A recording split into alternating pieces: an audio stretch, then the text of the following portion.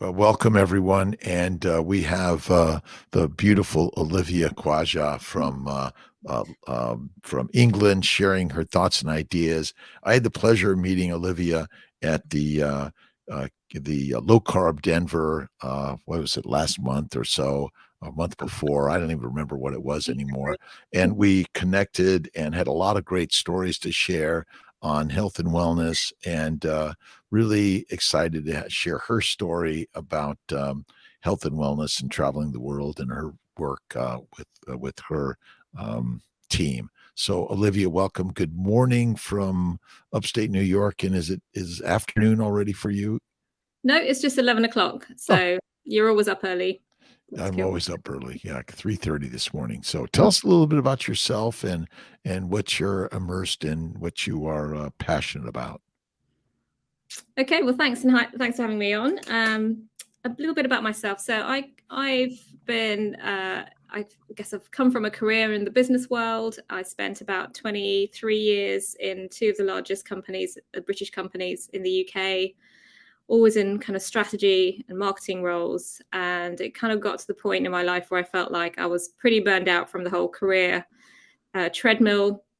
I had various successes. I felt I'd done quite a lot and achieved quite a lot in that world. And I'd also had some experience with my parents, who both unfortunately passed away from some illnesses, which always were at the back of my mind that I'd have to potentially face up to because they're all hereditary, right? Mhm. I thought, well, I'm going to take some time out of work. I'm going to try and figure out if I can find a way to reduce the risk of or the chances of me getting these illnesses. It was type 2 diabetes, Alzheimer's, and those are the main ones that my parents had. And so yeah, my passion had always been health generally, but I didn't realize that I wasn't that healthy. I thought I was. I was eating, all the right stuff in theory, and I exercised a lot. I used to run every single day, 7 miles a day, whilst working, which was always a challenge. And and I thought I was doing as much as I could, but until I started actually researching, and I really thought this research would take, a couple of days. I'd find some information about, eating more blueberries or something like that. I'd incorporate that into the diet, and then I'd move on to some other piece of research or project I wanted to do. And and then I fell down this rabbit hole, I don't know, 3 years ago now, Mhm. Mhm. of finding out that not only can you reduce the risk of getting these diseases, but actually you can almost eradicate them. And that was really eye-opening for me because we'd had 10 years of nursing my parents through these Wow. diseases. And I had some really, quite sad moments that I was looking back on with my dad, for example, who was a pilot his whole life. He's a very capable man. And then all of a sudden, he got Alzheimer's. I remember sitting with him at the kitchen table, and he was, almost, desperate to find out if there was some way of reversing his illness. He didn't want to lose all of us. He didn't want to lose his memory. He knew it was happening. And he was at that point where he hadn't gone so far, but he was still aware of what was happening. And it always kind of stuck with me when he said, is there going to be a cure? Is it going to be in time? Wow. And it really affected me that he had to go through that. And anyone has to go through what a living hell that is of Mm. having Alzheimer's and losing every part of you apart from your physical body. And so it really upset me when I did stumble upon the information that actually all of this is avoidable. And it made me think kind of bigger picture. I come from a strategy background. I come from a communications background. And this for me was, a lack of anyone having that bigger picture on health and wellness and how human beings should fuel themselves. And also a lack of information, a lack of communication of the right information to people so that they can make the choice, an informed choice about their health. So my passion has gone from being very kind of career minded Mhm. and, family orientated to suddenly being propelled into this world of nutrition, which I have not had a background in, but I'm learning pretty quick, especially when I had chat to you. Um, so now, yeah, now here I am, with a different passion, but trying to use the skills that I accumulated for those 20 years or so in this space. So yeah, Who that's kind of who my. you work Where are you working? What is your passion, your day to day, and how you sort of in inspiring others. So what is where are you working now? What's your creative passion? So, um, so around the time that I was doing all this research, I found out about an organization called the Public Health Collaboration, who are Hmm. a UK charity who are, who are set up to do exactly what I just mentioned, which is to communicate to people about the right way to eat.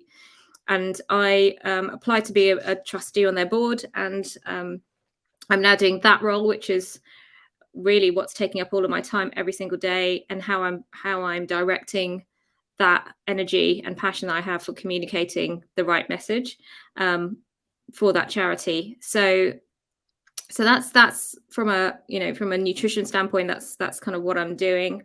My passion generally is, I'm a mum. I've Mm. got 2 kids, and part of what's propelling me as well is thinking about their future. Right. And the next generation doesn't, 2 generations above us have been, I think, victims of some really poorly managed um, societal infrastructure and fundamental information, as that's not been communicated properly. But the next generation doesn't need to go through that, and I'm really passionate that we break the cycle, cut the cord. So my passion is, very much also in my own kids, and seeing them take this information on and understanding their motivations and how that can apply in a broader sense, how we get more kids to come along on this journey of looking after their own health, which is a really tricky thing to do in this day and age with social media. So really, we have to think of ourselves like parents and our community, our children. And again, we're here to teach each and every one of us. We're here to learn and then share. So, what did you find out about nutrition? Do you think that is the game changer and what we need to be sharing and what we should do differently in order to reduce the incidence of these diseases that are afflicting all of us? I guess the main thing for me was that none of these diseases that we all think are inevitable are. Mm. They're not hereditary, and there's such a common misconception that they are as well. Like it really isn't understood very well. All these metabolic illnesses, the type 2 diabetes, Alzheimer's, cancer, obesity, many others, are all heart disease, all originate from something going wrong at a cellular level in your body, which is caused by eating and consuming the wrong fuel for your body. And once, I was actually, I remember doing a sprint finish on my run when I was starting this research. And I was listening to, I think, Dr. Eric Berg, and he said something like, it was a throwaway comment of, good luck burning fat when you've got sugar in your blood. And I'd only just started this research, and it just kind of suddenly hit me that I hadn't appreciated that you just are not in a fat burning mode if you're consuming regularly, and if it's glucose. And it suddenly realized that the reason I had never lost weight was that I was fueling myself with oats and bananas every morning in my smoothie before I did my exercise. And I literally had to stop sprinting, like dead stop, and just process that little nugget that he just threw in there. And that research led me to understand that all of these illnesses are originating from how we eat, to, I don't know, maybe 80%, I think is the figure that I've heard. And your actual propensity to have them from a genetic standpoint is a very small part of that. And if people could understand that, it actually, I think, is a much easier thing to take control of, because it's your metabolic health. And if you can Right. just control your metabolic health, you have the power to unlock good health, or prevent yourself getting pretty much all of these chronic illnesses that we fear. What do you think is the best way to change our habits? Because it's a 10,000 years of a habit of a plant-based diet and millions of years, although of a meat-based diet. And so what is the message that and how do we share that? I think that sounds like your motivation and direction. It totally is. That's exactly what I think about every day. So, I mean, if you look at the context that we live in, a time when, on the one hand, it's amazing that we have access to this type of information from experts like yourself, Dr. Kiltz, and many others, because of the ubiquity of the internet, and accessing information and all being so democratized, which is great. That also comes with challenges of there being so much information out there, so much noise, and so much which, the kind of the measure of success of whether a message gets through to someone is normally not a great marker of what it's trying to do. So it's, the kind of things you see on TikTok, the kind of things you see that go viral is crazy stunt type of information. People eating 30,000 calories a day or doing something stupid. Those are the kind of things that where messages do get through. So myself, from a communications background, is looking at that going, how are we going to make an impact in a way which can compete with that? Because you can't just, we can't just put up a web page and say, look, everyone, please eat this stuff. It's really important. That's not gonna cut it. There's things that, and especially myself coming from a corporate background, campaigns that can be done and the funding that can be put behind it is awesome in terms of how much leverage you can pull as a company. Like, just the other day I was looking at the Sprite product, and the kind of 7-Up Sprite product. They created a challenge where you have to drink the whole thing in one go, and then post that video. So, and then the challenge is whether or not you can take all of the carbonation in that one go, and that went viral, and a lot of celebrities were doing it. And that's the environment in which we are trying to say, whoa, let's take a step back and just appreciate that we are living in a terribly obesogenic environment, and this kind of stuff isn't good. But it's not a very fun message, so it doesn't necessarily get out there very easily. But I think what we do have on our side is that what we are trying to say, which is that all of the norms that you think are healthy actually aren't. And that kind of can be an advantage, because you have got an element of something quite controversial and shocking in your message to say. And that can be used in quite a powerful way if it's done correctly and in the right way to get the right message across. So I don't have the full answer right now, but I think there's a lot of potential in getting some hard-hitting, attention-grabbing, correct information out there, playing the same game that all the other campaigns play to get, to go viral and to get attention, if it's done the right way, and if we can get that combination right, if that makes sense. Who can eat a 32-ounce ribeye steak in the shortest amount of time and put it on a viral show, or eat, or drink 1 liter of bone broth in the shortest amount of time, and then put it viral and things like that. But you're right, it's a marketing competition, essentially, right? Yeah. And the same thing with all of our other things in life. It's all competing for a story. And I've always thought, for some reason, we love the amusement park. That's like our top priority is the amusement park. Yeah. And not the temple. We're using the temple less and less. And if I guess we think about it, 5 years, 50 years, 500 years, how many carnivores were there in speaking and sharing the concepts? Are you finding today that, there's just sort of like this exponential begin to rise, although, it's very small and it's maybe seem far away, but the number of people in the keto carnivore worlds and fasting worlds are increasing? I think so, absolutely. And I'm quite involved in those worlds. I was keto before carnivore. And from what I have been, you can look on Google Trends, and keto is the biggest diet that is looked up. Still, right? Yeah. It's still the biggest one. Yeah. And it's way bigger than plant-based and others that are even growing. So keto is pretty much up there. And I think that's just because people think that's the best way to lose weight. That's really the reputation it has. And people don't necessarily understand that it's actually the right diet as well, pretty, in the right direction anyway, from the standard diet. So I think that is, a huge advantage. As for carnivore, I think that from what I've gleaned, it's picking up even, the trajectory I think is even steeper. I'm finding that more and more people, like just in the last year since I've been a carnivore myself and been in the carnivore community, so many people have, it's been an influx of people coming in and finding benefits from it.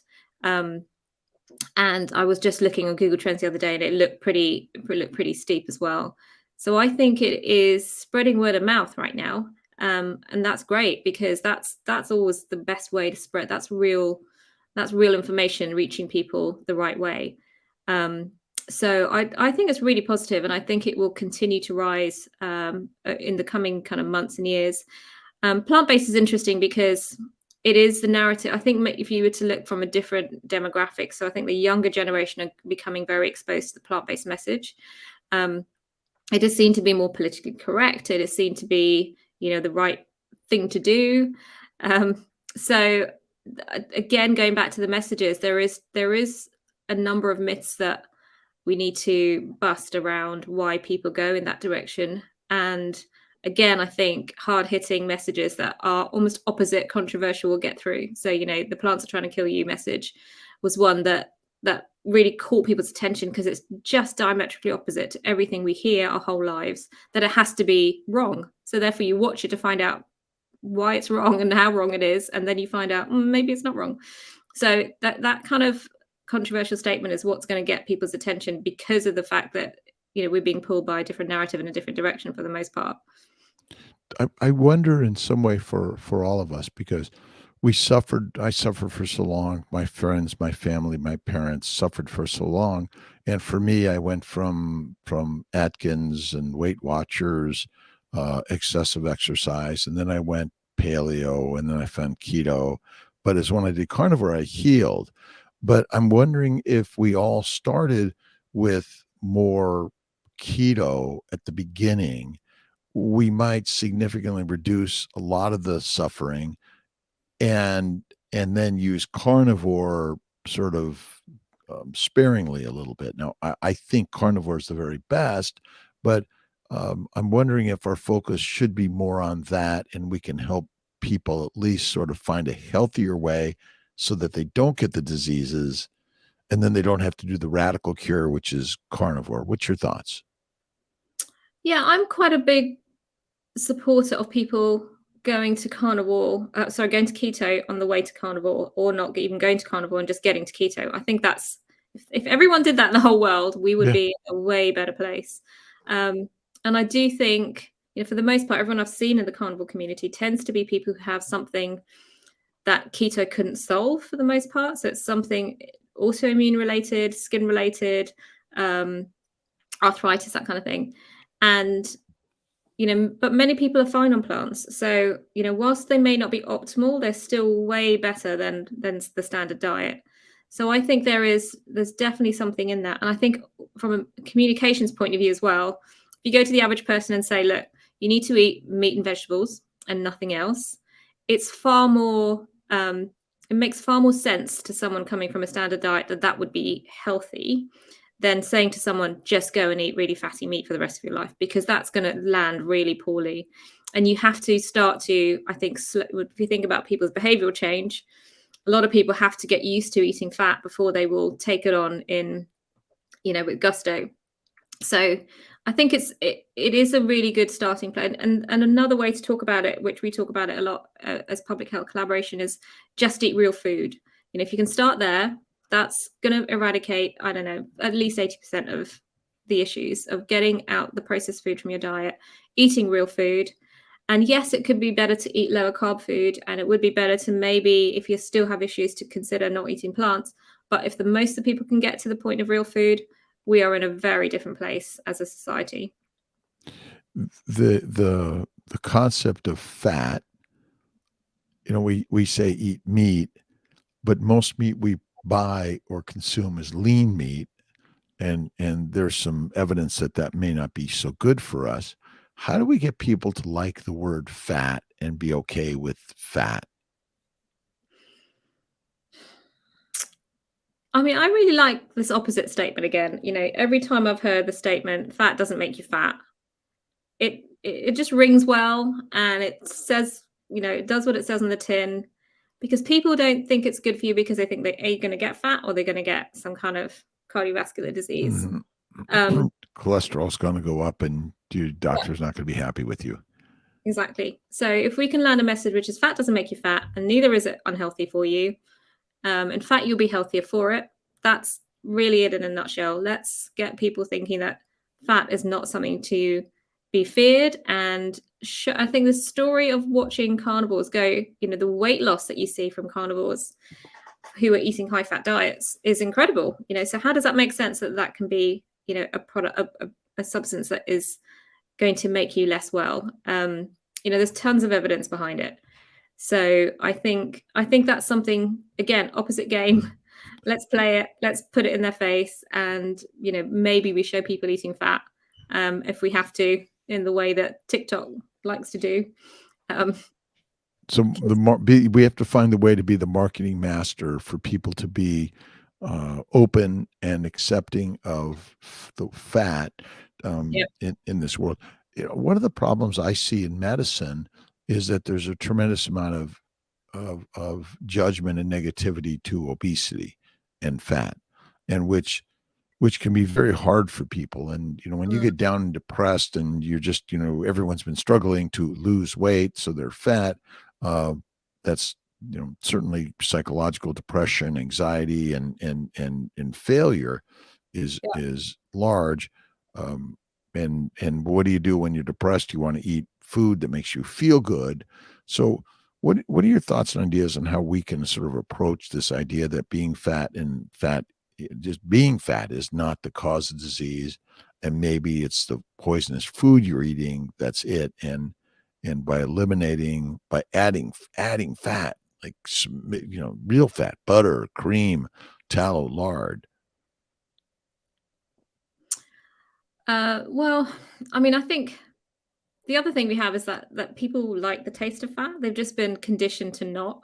Yeah. And that's really powerful. Like if you think about it the other way around, I don't think many people love eating broccoli. I don't think many people love eating a lot of the vegetables, cauliflower, all of that. You have to literally soak it in cheese sauce or something like that to make it nice.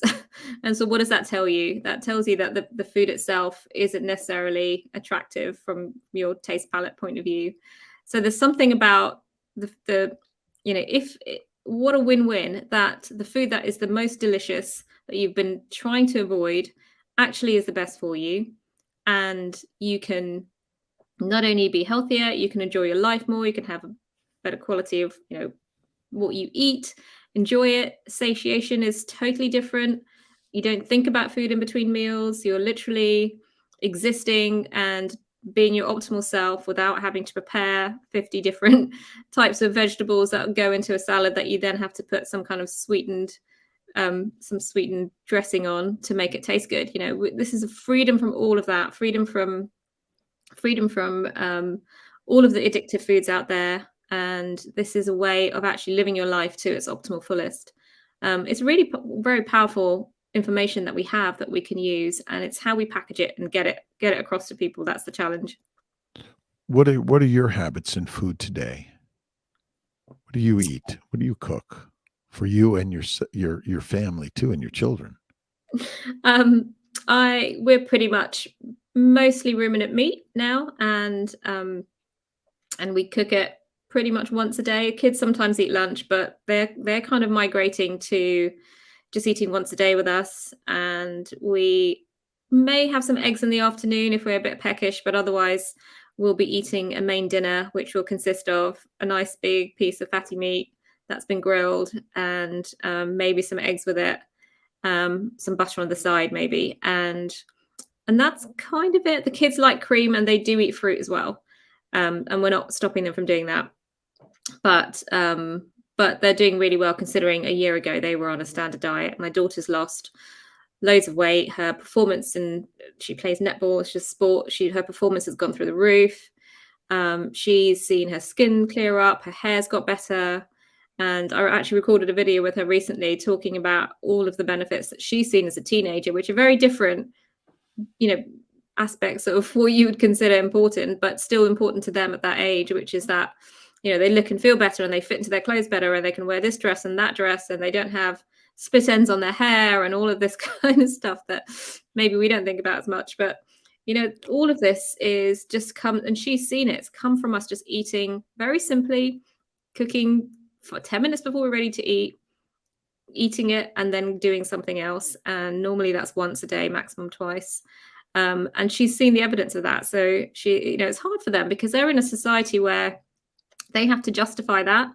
And there's all kinds of misinformation, especially at that age. Everyone just hears different things. So she's had to put up with, and she's had to endure, her peers saying that she brings food into school, that it doesn't smell very nice because it's eggs that we send in, and things like that. But she's not in any way compromising. She knows that this is the right thing to do.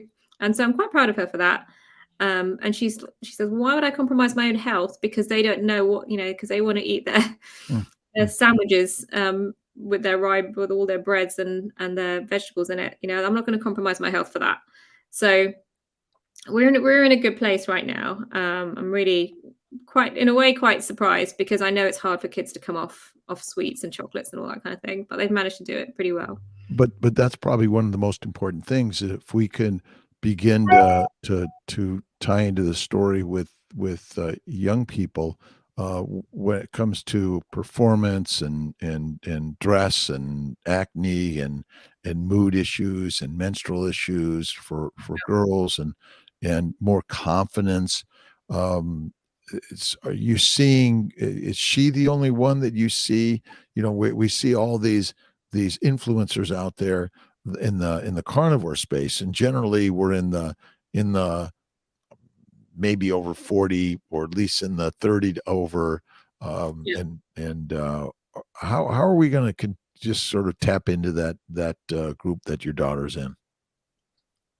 I think we need to get more influencers of their age, because she's on TikTok most of the time. She follows, some of the well-known carnivores, but they don't mean that much to her. Like, to her, it's just all these old people. And I'm like, yeah, but look, they're so great. No, they're just really old. So we need a combination of some of the things I was talking about, some good content that will go viral, that would appeal to them. But I think you also need those guys in that demographic. They listen to each other more than anyone else, more than teachers, more than any authority figures out there. So whilst we may want to go out and change the world and change the information that's given out by schools and given out by, ultimately they're influenced by their peers. And we will need to have younger influencers in this space to really impact them about eating real food. And we need to do it in a way which, again, is interesting and fun for them. So that I think is the key. And I don't know who that is quite yet. I haven't seen many of them. There's kind of Joey Schwartz, maybe. He's a bit younger, but there's not many out there. We'll need to breed some and get some going to really have an impact on people. And the schools that your children go to, I know the schools in America are pushing more plant-based, fake meat, and so they're getting children young. Certainly, if you look at cartoons and all of the things that children are watching, they're getting the story of food that is processed and plant-based in its production. I mean, they're really, it's selling a burger and a steak, and maybe if you can get the chicken with the skin and the dark meat and the organ meats, that's not happening. Yeah. So are you seeing the same? What type of problems are you seeing in the schools in your area? Yeah, it's for me, it's a bit worrying. So my son, both of my kids take packed lunches in, because there's no way that we would let them eat what's being offered in school. My son takes his in, and he doesn't have too many problems. But my daughter's school, you have to actually pay for the food they provide. So not only are we paying for that food, we're paying for even better food that we have to send in. So, that's a bit irking to start with, but we just have to accept that. But what she has found is that, we've even had pressure from the school to say, you can't send a packed lunch in. You cannot send your child in with its own food. It has to eat our food. And I said, there is no way I'm letting my child eat your food. So we've been close to having quite a battle on that.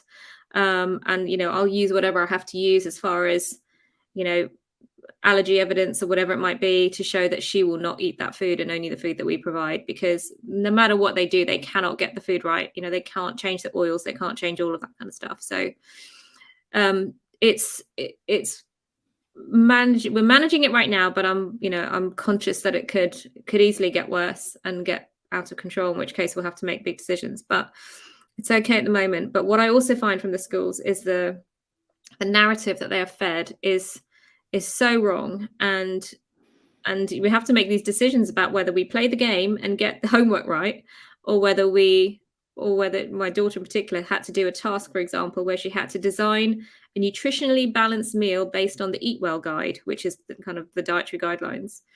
And she literally responded by saying, that is actually a contradiction. You cannot design a nutritionally balanced meal based on that guide. So I'm going to design my own meal, which consists of steak and eggs.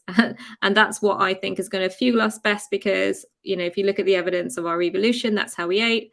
And that's the most natural food for us to eat as our species. So she wrote this whole passage about that and put it in. And, and that was interesting because she was not interested in getting the marks right. She wanted to say her piece and she wanted to stand up for it.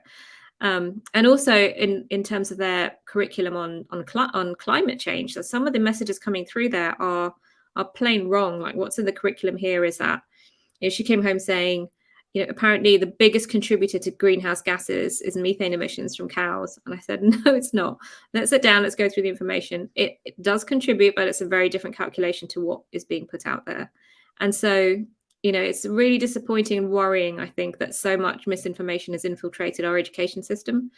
And something we have to be really aware of as parents as we see kids coming home, because that's what's fueling them to move in the direction of being plant-based as well. And yeah, it's hard to change a system that's already gone in that direction. Like, we really do need to get this looked at properly and get some really clear evidence. The IPCC have said that the way that we calculate methane emissions is not correct, and it needs to look at it differently themselves. And that's going to take years to get back into the education system if they've said that. So we have to kind of fight it from a grassroots level as well. There's a lot of propaganda that is entrenched in our existence for thousands of years, and it's just showing itself more and more. Yeah. What's her thoughts on it? I mean, she's obviously dug deep a little bit already at a young age. What is her thoughts on how to sort of take it to the next level? Has she verbalized these ideas? She hasn't yet. And I think when it comes to the carbon emission stuff, I think she's less confident there. She's much more confident with her diet stuff. So I've said to her, what do you say in the lessons when he's saying, your geography teacher is saying, this is the biggest contributor to greenhouse gases? And she said, well, I just keep quiet because it's what we're being taught. What am I supposed to say as a little child? Like, you're wrong, geography teacher, the curriculum's wrong, you're all wrong. You're going to sound crazy as a 14-year-old. So, some battles are worth fighting. I think for her at that stage, probably that one isn't. As long as she's eating well and as long as she knows the right information, that's as much as we can do. This is a bigger problem at a bigger scale. And something we need to tackle as a society. So we're getting the 23 is moving fast. What is the major agenda that you're seeing for you and your team, and how to approach the new message and share it in a way that is going to be compelling? So for the public health collaboration, we are really trying to land the message that this is all about metabolic health. The key to all of this is metabolic health. If you understand what that is and you are able to take control of that for yourself and for your own health, then that is the key to preventing yourself getting all of the chronic illnesses that we see. And it's a really interesting time to send that message out and talk about that message, because we have a big conversation that's going on about obesity, about weight loss drugs, about how much our national health system is costing us. We have a public health system here, and it's funded by the taxpayer, and it's very much something that people in Britain take a lot of pride in, is that we have a national health service. There's no there is privatized healthcare, but that's optional. But the cost of that system is really large, and it's not actually working. It's struggling on every front. We have doctors and nurses at the front line that are really quite affected by how they're having to, the working conditions that they're in, and how they're having to feel totally overloaded by the kind of enormity of how much illness there is, and that they're not resourced enough. And at the moment, the conversation again is still very much, well, how are we going to put more money into this system? How are we going to prop it up? How are we going to fund it more? How are we going to treat more, do more amputations for diabetes, whatever it might be? And we're trying to change that conversation to say, look, let's take a step back. If you look after your metabolic health, probably 80% of the illnesses that our national system is treating, they don't actually need to exist. They're preventable. So let's get back to actually focusing on what the NHS should be doing, which is focusing on more emergency illnesses or emergency situations, and other diseases that are not metabolically related. So we are trying to say that we have a way of fixing the NHS, and the way to do that is for people to understand the concept of metabolic health, use it in their life, change how they're eating, and they can, they'll reap the benefits personally, and we will reap the benefits as a society. And I think I mentioned to you, we have a conference next month, and that is our main annual event. And what we're trying to really show people in that event is that all of these illnesses that about are linked to metabolic health. So we've got, Ben Bickman talking about insulin resistance, and we have Sophia Clemens talking about cancer. I mean, cancer is such a big one that people don't realize has links to metabolic health. They just think it's inevitable. We have people talking about type 2 diabetes, and all the remissions that Dr. Unwin has done. We have conversations on Alzheimer's as well, which is another big one that costs us a lot. These are costing us tens of billions of pounds in taxpayer money each year. I mean, it's only going in one direction at the moment. And if we can save ourselves that much cost and be that much better off as society, it just seems crazy that we are not taking more control over it. So we're really hoping our conference will help people understand that and fix the conversation, move the conversation away from pouring more money into illness, instead of taking money back as society, having better quality of life, and not having these problems plaguing us all the time. The healthcare professionals, and touching them and helping them see the change in the story. What's your thoughts and ideas how we can sort of dive into that particular realm? Yeah, I think it's an interesting space. I mean, I always think about the public because that's my background, but as a charity, we've been interfacing with the healthcare professionals more so than the public anyhow, because we've been set up. We are a group of mostly doctors and scientists that have set this organization up. And, they know the system very well and how to interface with it. So we have various different ways of getting through to healthcare professionals. We have 200 ambassadors across the UK, and they are volunteers on the ground. They're going into GP surgeries every day. They're saying, look, guys, we can help you. We can run education programs. We can explain to people about metabolic health and about eating real food. And so they're doing a great job on the ground of doing that. And then we have a service we're piloting at the moment called the Lifestyle Club, which is giving healthcare practice GPs in particular, primary care, a service that they can refer people to when they're pre-diabetic or diabetic, and that will coach them over a number of weeks online on their diet and how to change that. So we're giving them real solutions, and we have a lot of these professionals that are very supportive of us and trying to spread the word within their own, little area, their own GP area. And so the word is spreading because many of them, really believe in us, really want to come to the conference, are coming to the conference, and we're taking these messages back. So we just need to keep plugging away with the healthcare guys, and also the dietitians, who are another area that really have a very different set of information as to what they think should be recommended to what we believe in. So I think we're making inroads there. Our website has so much resource as well. A lot of GPs use it. We've got these infographics which tell you how much sugar there is in all these different foods, how many teaspoons of sugar. That was set up by Dr. Unwin.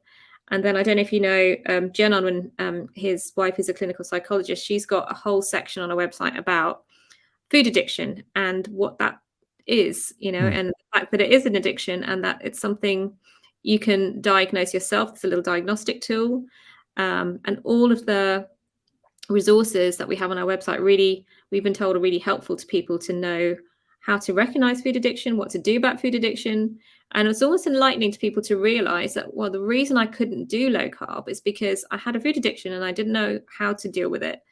And so I tried it, but then I really needed, I needed some cookies. So I went back to the cupboard. Well, yeah, because you've got an addiction to sugar and to carbs.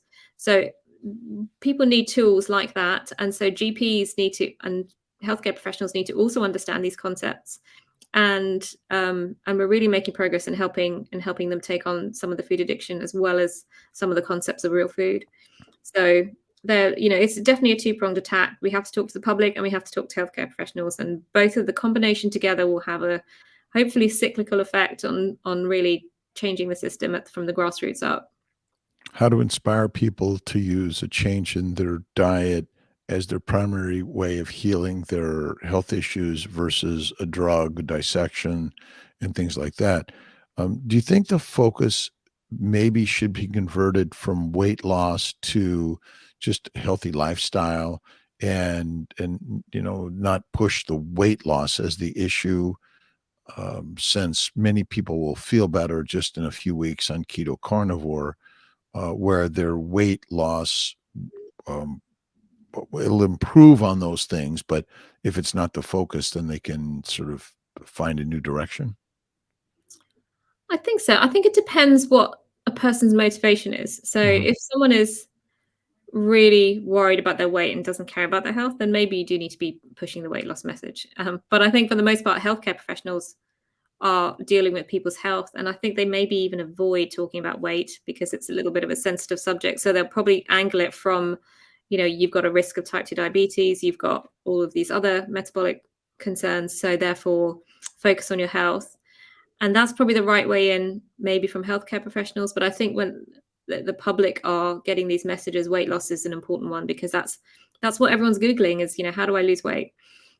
So it's a little bit of both. I think the really important thing is that we are, especially on weight loss right now, there's so much conversation about weight loss drugs being the answer.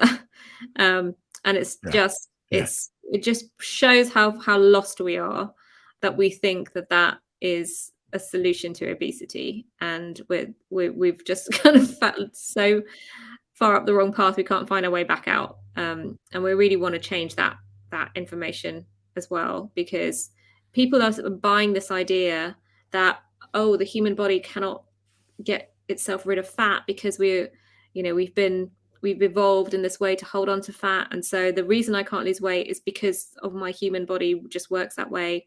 I mean, that really is the narrative that's coming out now. And even from obesity doctors, who are part of a system that has, been given education that these things are good. But so much of the weight loss is muscle mass, lean muscle mass, and it all comes back on. It's just not a solution. It's not a long-term solution. And there's all kinds of side effects as well. So weight loss is one I think we maybe need to start tackling on its head a bit more, because of this kind of prevailing information about just go and find a quick fix and take a drug. Good dissection, a surgery for stomach stapling and things like that, and starvation diets, which are also not very sustainable. What's your thoughts on fasting and number of meals per day, or whether people should look at one meal a day, or should maybe do a few days of no food? And any thoughts on that, and how the community is open to those sort of things? Yeah, fasting's interesting, because I started off doing quite a lot of fasting, and now looking back on it, I'm not sure I certainly don't need it much anymore. But if I do it, it will be because I'm just not hungry. So I do have some days where I think, oh, I don't know if I need dinner tonight, and I think I'll be better off just eating tomorrow. So I'll do a 48-hour fast, like on a whim. but only because my body's telling me that. And if I was hungry, then I'd eat. So, which is very different to the traditional type of fasting. And I think if you're coming from a SAD diet or a high carb diet, then I think fasting is a good way of just getting the carbs out of your system and just getting your sugar down and just normalizing your metabolism a little bit. So I think it's a good tool at the beginning if you're coming from there. Once you are eating low carb, and especially if you're carnivore, unless I wanted to lose more weight, which I may well decide to do, then I wouldn't necessarily do it unless my body was telling me to do it. Do you think the community, where do you think the community falls on that? In the fasting, because I hear all sorts of different things, and I practice some fasting, but I'm not neurotic about it. Well, maybe I am. And I'm just wondering, what do you think the community? I hear both sides of it. Yeah, I've definitely heard both sides as well. So some say you don't need fasting once you're carnivore, you're past that point. And others say it's still a good tool. And I do get why people would do it. If I had, I don't know, 30 kilos to lose, I think it would take a long time if I just ate fatty meat every day to satiety. And I think I'd probably want to speed it up, and I might do some fast that way. I think both I think people need to figure out what works for them a little bit. I don't think there's any, you can tell me if I'm wrong, but I don't know if there's any long-term harm in fasting. That's what we did as humans for many years, for many millions of years. So, if it works for you and and it's helping with weight loss, and you're not depriving your body of the electrolytes that it needs, and you're managing it well, I think let it do it. Whatever's working, just do it.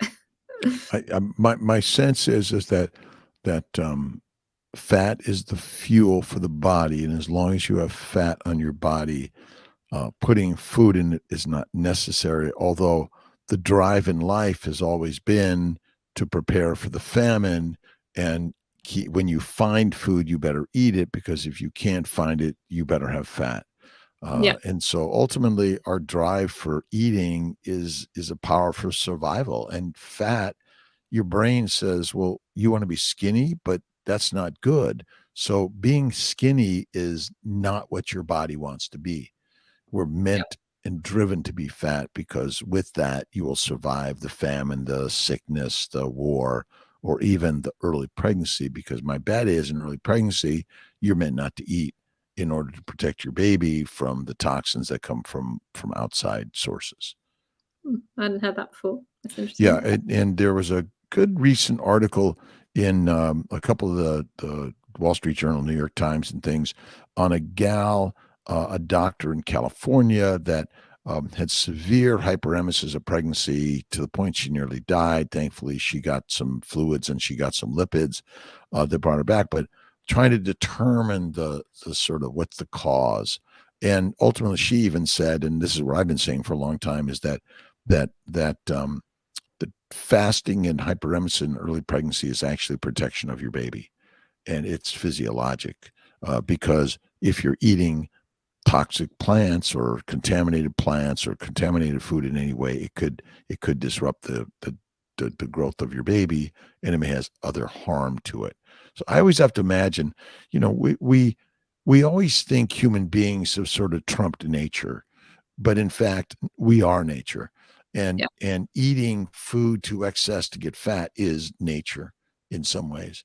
And all the things that we do are part of our nature in some way, even the propaganda of opposite ideas that we do. And in some way we're eating plants because they taste good. They make us feel good, right? It's that thing where it seems like there's so much. Maybe you could talk a little bit about your area, and what your community is suffering from mental disease. And I know that, well, we've been reading Christopher M. Palmer's book, Brain Energy. He spoke at the conference, the Low Carb Denver, which was really great. I've been listening reading his book. We've been talking about it. But mental illness is so great. What are people approaching mental illness in the same way in your community?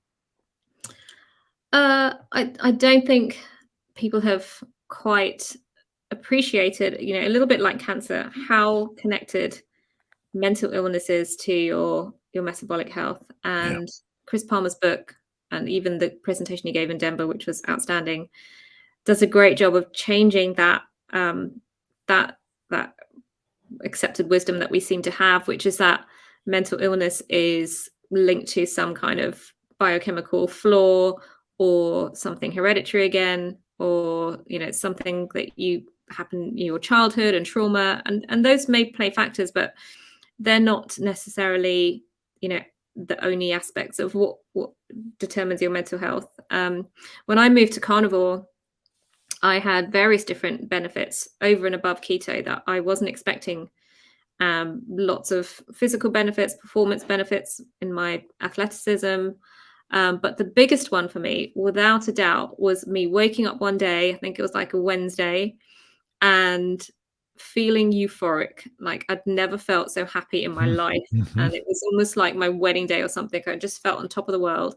I had no reason to feel that way. And I thought there's something really interesting about this, because I had never moved to Carnivore because I was trying to solve a problem. I'm quite unusual in that respect. I just did it because I wanted to try it. But as soon as I felt that way mentally, I realized that there's something fundamentally right about this diet for human beings, because I've never had a depression issue, but then I suddenly had a cloud lifting. And that for me was really powerful. And when I read Chris Palmer's book as well, it just makes so much sense. I mean, why would you think that mental health is different to metabolic physical health? I mean, it's physical at the end of the day anyway.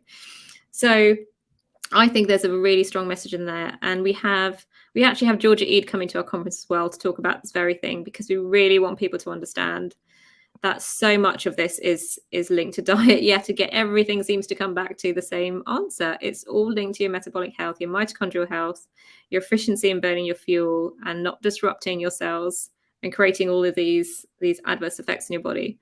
I mean, once you get it, it makes sense, and we just need to join the dots for people so that they can see that as well. And the continuation of the story and the attraction of more energy to this story is happening. That's the part that I'm loving, and going to these conferences and meeting more and more people that are in the space and communicating and connecting stories. But I sometimes wonder if, do people, the community is really where the message needs to happen. Do the majority of people want to see the scientific studies, or do they want to see the success stories? That's a good question. And I think the community is how we make the change. Like growing this grassroots movement is going to be the difference between change at the top and not, and the speed at which we can help people. So it is a really important question. And I think it's probably a bit of it's going to be a mixture, because I think some of us who are already here and doing this, we're probably a bit more on the geeky end of the spectrum. And we probably, even though I'm not from a science background, I love listening to the scientific explanations, as long as they're delivered in a way where I can appreciate the logic and not getting into, the kind of the really detailed biochemistry when I'll get a bit lost. But if it's delivered in a way which is logical to people, I think they would benefit from that and probably get more convinced and bought into what you're saying, because you're backing it up with science. So I think you need a mixture of having that level of science that's understandable by people. But obviously the weight loss stories and the case studies and the people who've got all of these amazing life-changing stories to tell. I mean, that's hugely powerful as well. And for some people, that's maybe all they need. They just need to see a couple of pictures of, wow, look at her, and then they'll do it. They'll try it. So yeah, we need to put it all out there. I don't think we should hold anything back. The most successful book ever in the world is the Bible, and it's a compilation of stories. Yeah. And not science. And I know our science world because I live in it, and scientists argue about why. but the people who succeed through the simple stories are sort of the where the cheerleaders are really at. And we see miracles in medicine that people heal and we don't understand why, and we don't know why. And in science we live in the theoretical and hypothetical world. Yeah. But humans, when they succeed because they heard a story of someone so and so and so on, that did something that was completely opposite, right? Eat meat, not mush, and people healed. And Yeah. that's I think the magic world. And the carnivore Bible is maybe the keto carnivore Bible, and all the stories, the infinite stories of people that have succeeded in the globe. And that's kind of what I think we should be thinking more about, because um, I say data is doo-doo sometimes, and science is sometimes snake oil. And again, and I'm in the midst of it. And because coming up with the answer why, we it just gets more and more complicated, don't you think? Yeah, I mean, we've just been through, I run a book club, and we've just gone through reading a plant-based book, which was written by Simon Hill. Yeah, And yeah. oh God, it was hard. It was hard work. And this is where we came a little bit unstuck, because we're trying to, you look at all these experts and they have so much information to put out there, and they're so confident in their position. And he even calls his book and everything the proof. Like, that's a really strong statement. But all it is epidemiological studies. And are we really going to limit our perspective on what is true in the world to studies that happen to have been done by people who had an interest, and who we know can only do it to at the quality level of an epidemiological study? Is that going to be the limit of our knowledge and our appreciation of information? We have to also take a step back and say, what is sensible, what makes sense. Evolution makes sense. We can't deny evolution. And people who say evolution has nothing to do with how we should be fueling our bodies today, I mean, that doesn't pass the smell test for me. That doesn't make one bit of sense. So I think people have common sense. And when you tell the story in a way which is, take a step back and look at what's happened, look at how we've evolved for millions of years. It's only in the last 50 years that we started trying to be low fat. We've always eaten fat. And only 10,000 years ago that we started eating plants, and we saw some issues with that. When you look at it from that point of view and tell the story of our species, it really changes the perspective I think people will have. And I think is one of the best ways in to get people to pay attention, because no one has looked at the history of nutrition. Everyone studied nutrition on politics, on wars, and everything else. No one's heard this story, this nutrition story. And it is a very powerful story, and it doesn't need to be backed by studies and RCTs. It's just common sense. Well, I was impressed in Dr. Chafee's new book, the book that for the book club this last month, and I thought it was a brave thing to do. It's sort of one of those things. We're reading a story, which is a story, and trying to come up with the reason why it's not right. But human beings we're storytellers, and it doesn't matter. Again, I never ever heard of carnivore. The only time I ever heard is Salisbury steak, right? But it always came with whatever the TV dinner with vegetables and things like that. Although Dr. Salisbury fed his men steak and coffee, and he paid them to do the scientific studies. So it's all out there, right? And so this idea, that's why I think it's kind of interesting for all of us in this space, is the studies have already been done. This is not like, we're like coming up with a new study and a new study, but ultimately that the powers of the propaganda. I work at hospitals where we feed our patients a plant-based diet, and I ask the medical students all the time, well, it's like, who's responsible for the terror? I asked them what food do our patients eat, and they say junk. I say, well, who's responsible for the junk they eat in the hospital? Well, no one knows, but it's the doctors ultimately that are responsible for the prescription of the food. It's, food is medicine. We know that. Yeah. So how do we impact that part of it, right? We know it's bad, but we do it anyway. Do you mean in hospitals or generally? Well, hospitals, and I guess for us, because you're working with Dr. Chafee, and we work with a lot of doctors in the healthcare system in Yeah. your area, but maybe we have to hit it with, okay, we ask the question, what are our patients eating in the hospital, and most everyone will say junk, Yeah. and Yeah. like, why would we do that? Because remember, we're the healthcare professionals, and that are making, there should be almost picketing by the patients. It's, as we talk about real food, right? Just simple real food. Yeah, I mean, it's crazy what we give out in our institutions, and unfortunately, I think it's just so linked to kind of bigger corporate Yeah. powers, deals that have been negotiated with big food to provide that. A lot of these services they're either profit making, so they want to keep their costs very low, or they are, our nationalized health service also needs to keep its costs low. So, they're going for the cheap stuff that's available and that they can get a good deal on, and whether that's, Cocoa Pops and cereals, and that doesn't matter. And as long as they put a banana on the plate and make it look a bit healthy, then they can get away with giving out all kinds of nonsense. And this is where it comes back to grassroots. Unless the consumer is demanding something different, the system won't change. So it has to come back to, healthcare professionals. I feel for them. They're powerless. They're probably looking at that tray of food that they have to watch their patients eat, having just done some procedure on them. I'm sure you're very much experienced in that area, Robert. And they're having to see their patients eat this kind of stuff every day, after they put all their effort into that. They don't have the power to change that. This has to come from the consumer and from the demand side.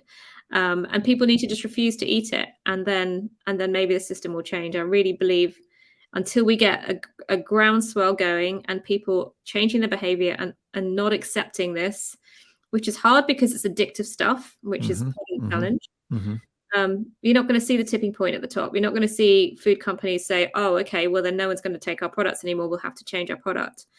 So it has to come from the bottom up. And I'm seeing interesting conversations starting to happen where, Dr. Lustig, for example, is looking at how to make processed food less unhealthy or more healthy, shall we say.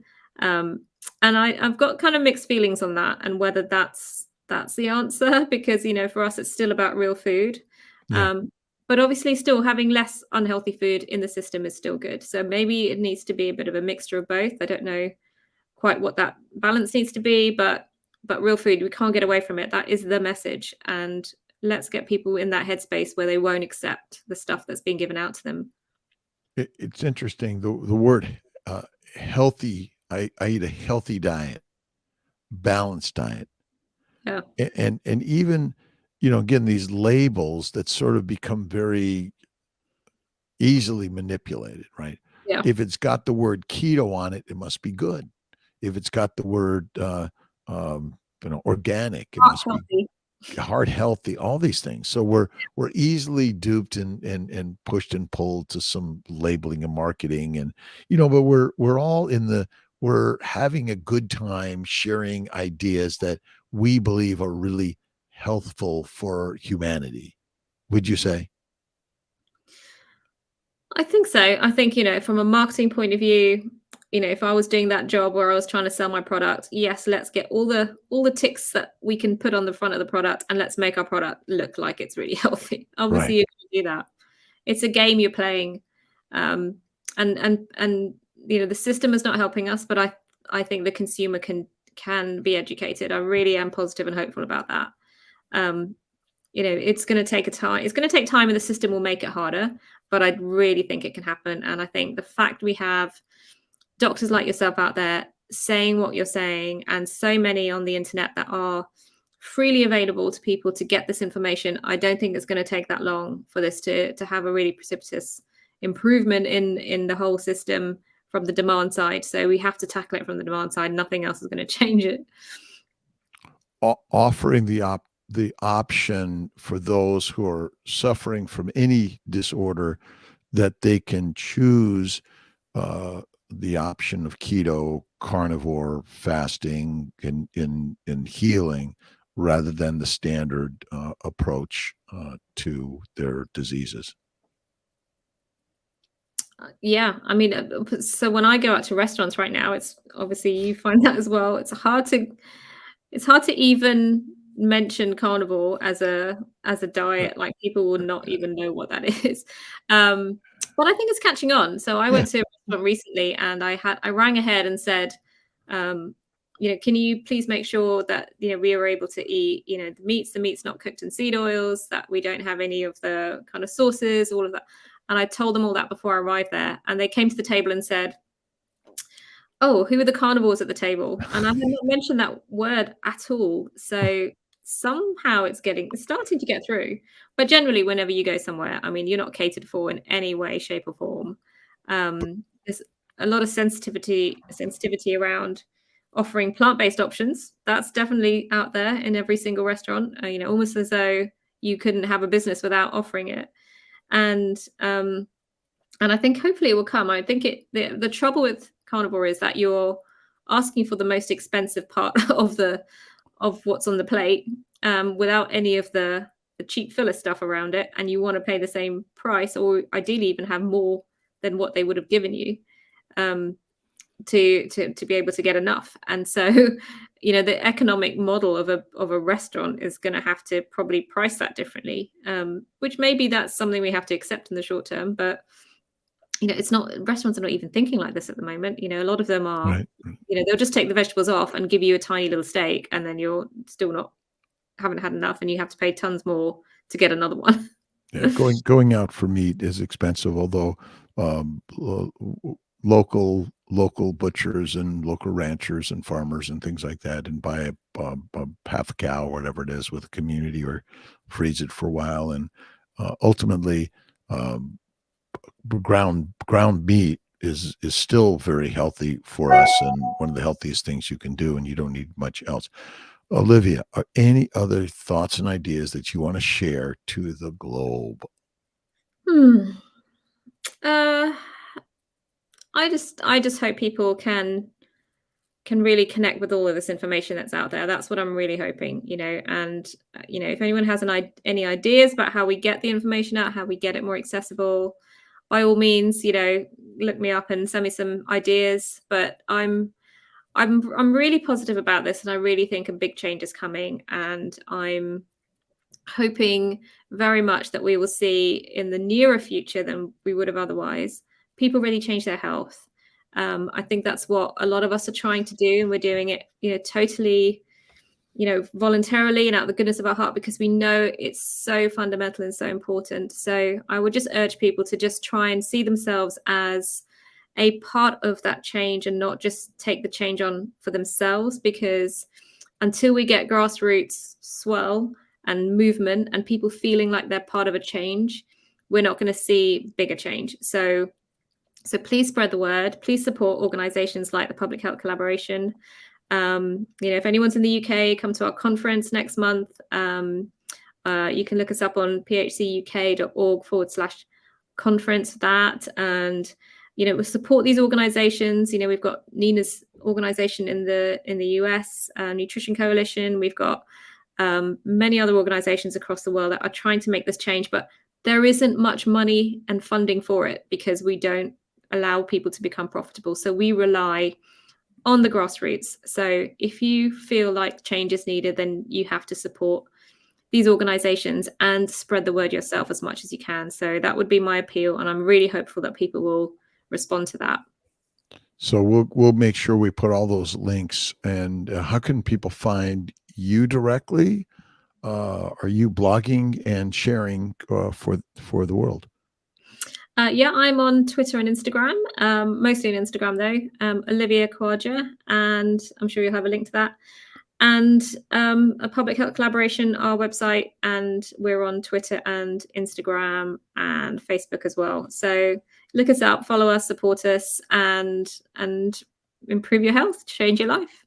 That's it. Improve your health, change your life, and take responsibility for your health and wellness, because what the the standard advice is not helping us, and we're going down and down and down, earlier and earlier and earlier. We have too many friends and family members, colleagues, or just all over the globe that are suffering from medical conditions that are modern problems, which are due to the propaganda of a healthy diet. So, Olivia, thank you very much. Maybe I'll come out. What's the date of the conference in London? 19th and 20th next month. We'd love to have you come out. 19th and 20th. I always have to look at my schedule. Right. And so we're at 19th and 20th of next month. I'm off. We'll see. Oh, that's Dr. possible. What's that? Dr. Baker's coming and Dr. Chafee, and we're going to have a great discussion on the value of plants in the diet, which I'm sure you'd appreciate, including a diet doctor on that panel and a plant-based doctor. So that's going to be really interesting. And as I said, all the other metabolic illnesses are all going to get tackled. So it's going to be great. So anyone who's in the UK, please do come along. We'll say yes to heroin all day long. That's our problem. That's why we eat plants, because they make us feel good. And that's it. If you think about honey and, all the Saladino go after honey and fruit, it's because there's a little bit of opiates inside them all. They're all feel good. And ultimately, likely when you found that, you better feel good because you better eat it, because it may be your last meal for the next week, if that's the case. So, yeah. My sense is we probably ate some plants, but we wasn't our primary source of our diet. That's really probably it, because we mostly ate meat. Although, we've been eating plants for a long time, and they're not the direct killer. It's just the way we do it today, which I think is the biggest problem. And we're eating things that we never had access to. Yeah, and they're all hybridized, and so I agree. Always learn. So how many days is your conference on for? 2 days, 19th and 20th. 19th and 20th. Friday and a Saturday. May. Oh, okay. Friday, Saturday. Oh, I travel out there. I'm actually off. Am I off the whole week? I'm off the whole week. Oh, wow. Oh, that's like fate. I could come out there for a meeting, maybe run off to some other place in the European world, and we'll see. Yeah. Right. Okay. Well, let's keep in touch on that. Okay. I'll look at it. All right. Okay. Have an awesome, amazing day. My best to you and your family. And thank you, Olivia. I look forward to seeing you. But where are you? Do you have any plans for U.S. conferences yet? Well, I'll let you know about KetoCon next week. I'm going to have to make a decision in the next few days. So okay. That's a possibility. Okay. All right. Okay. Hopefully. God bless you. All right. Can't wait to see you again. Whenever. I'll see you soon. All right. Bye. See you soon. Thanks, Robert. All right. That was really a wonderful podcast, and thanks for joining. And don't forget to check out drkiltz.com and Kiltz's Mighty Tribe and the 30-day carnivore course, which we're still offering. The special included